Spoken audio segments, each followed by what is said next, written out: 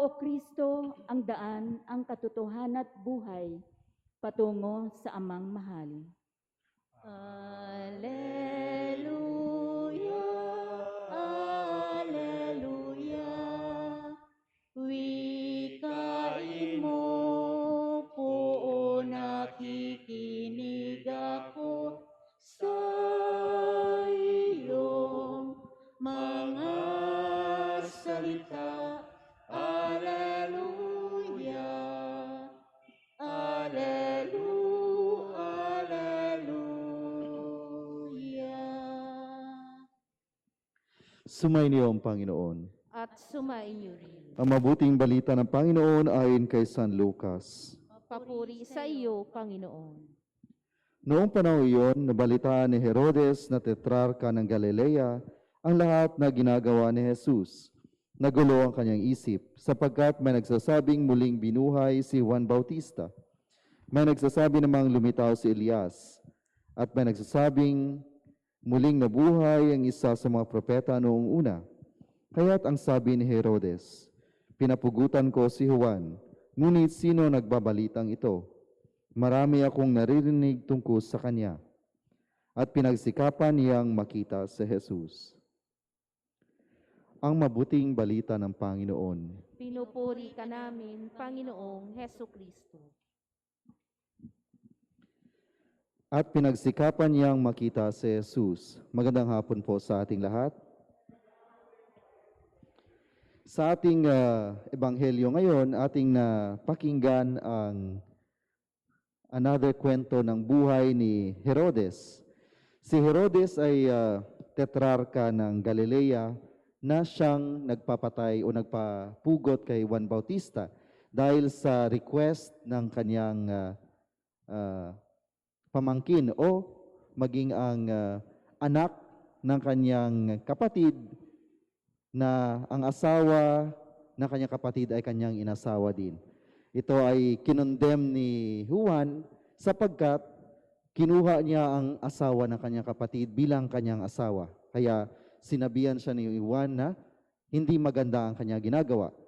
Ngunit sa kabila nito ay hindi niya pinersecute si Juan sapagkat siya ay may takot kay Juan o may takot sa Diyos. Ngunit dahil sa sayaw ng kanyang pamangkin ay nagbitaw siya ng isang pangako.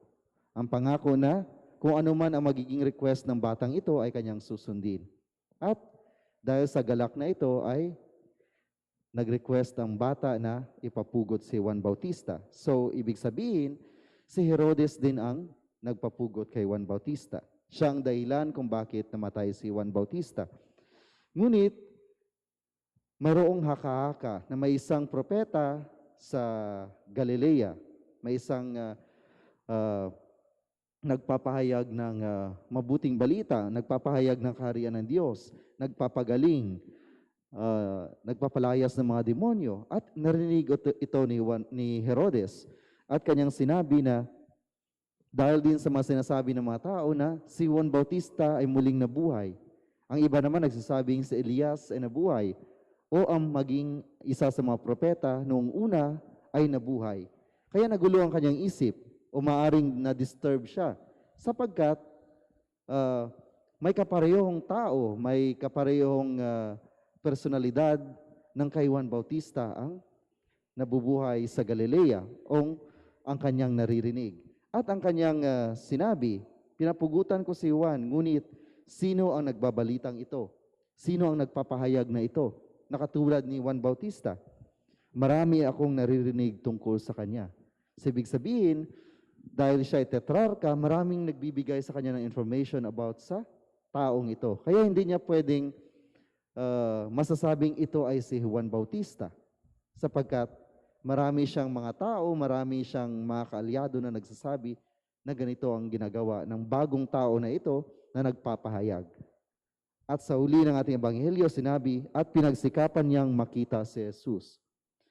Ang kanyang ginagawa na gustong makita si Jesus, ang pagsusumikap na makita si Jesus, ay parang isang fan na gusto makita ang isang aktor, ang isang sikat o celebrity, isang sikat na tao, isang celebrity, na gusto niyang makita, na gusto niyang makilala ang isang celebrity, ngunit hindi makilala ng lubusan.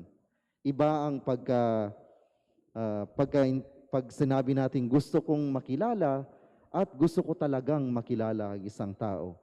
Sa ating ebanghelyo, si Herodes ay gusto lamang niyang makilala si Jesus. Ngunit tayong mga bininyagang Kristiyano Katoliko, tayo ay mayroong obligasyon, tayo ay inanyayaan na kilalanin ng ating Panginoong Jesucristo mismo ang kanyang ang kanyang buhay, ang kanyang misyon dito sa lupa. Ibig sabihin na lahat tayo ay dapat kilalanin ng ating Panginoong Jesucristo hanggang sa pagkaintindi ng kanyang misyon. At ang kanyang misyon ay ipahayag ang mabuting balita, ipakita ang pag-ibig, awa, at pagpapatawad ng Diyos sa sanlibutan. Ito ang misyon ng ating Panginoon Jesucristo na dapat din ay maging parte ng ating misyon dito sa lupa. May isang, sa pag-alam, sa pagkilala ng ating Panginoon Jesucristo, may mga taong mas nakakaalam o mas nakakikilala sa Kanya. Tayo mga bininyagang Kristiyano Katoliko, mayroon tayong alam dahil tayo tagasunod ng ating Panginoon Jesucristo. Ngunit, may ibang taong nauna sa atin na nakakaalam o mas nakakaalam sa ating Panginoon Jesucristo. Sa araw na ito, ating ginugunita ang kapistahan o ang memorial ni Padre Pio, isa sa mga pastol ng simbahan, isa sa mga tagapangalaga ng kawan ng ating Panginoon. Si Padre Pio, dahil sa kanyang pagsusumikap na makilala ang ating Panginoon Jesucristo, makilala ang Diyos, mapalapit sa Diyos at sumunod ng naayon sa sinabi ng ating Panginoon Jesucristo, siya ay biniyayaan ng maraming mga biyaya. Sinabi din ng kanyang biography na siya din ay nagpagaling.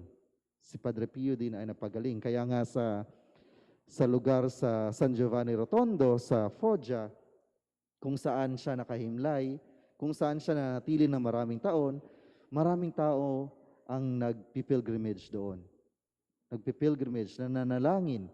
Meron ding ospital doon para sa mga may sakit. Dahil si Padre Pio ay binayayaan ng maraming grasya ng Diyos. Dahil sa kanyang pagkilala sa ating Panginoon Jesucristo at pagiging malapit sa ating Panginoon Jesucristo. At isa sa mga biyaya ding binigay sa kanya ay magkaroon ng stigmata o magkaroon ng mga sugat tulad ng sugat ng ating Panginoon Jesucristo noong siya ay ipinako sa krus. Nagkaroon siya ng stigmata o mga sugat kapareho ng ating Panginoon Jesucristo na nangahulugan na siya ay nakikibahagi sa sufferings ng ating Panginoong Jesucristo. At ibig sabihin din ito na kapag the more na nakikilala natin ang Panginoong Jesucristo, the more na sumusunod tayo sa kanyang yapak, the more na binibigyan tayo ng mga grasya. At hindi lamang grasya. The more na maintindihan, the more na ma-experience natin, the more na maunawaan natin ng maigi ang kanyang misyon. At ang kanyang misyon ay hindi lamang upang tayo ay pagalingin sa ating mga sakit. Bigyan tayo ng sight sa mga bulag. Makakalakad ang mga hindi nakakalakad. Papalayasin ang mga demonyo. Ngunit, ang kanyang pinakamisyon ay magpakasakit, mamatay sa krus at muling nabuhay.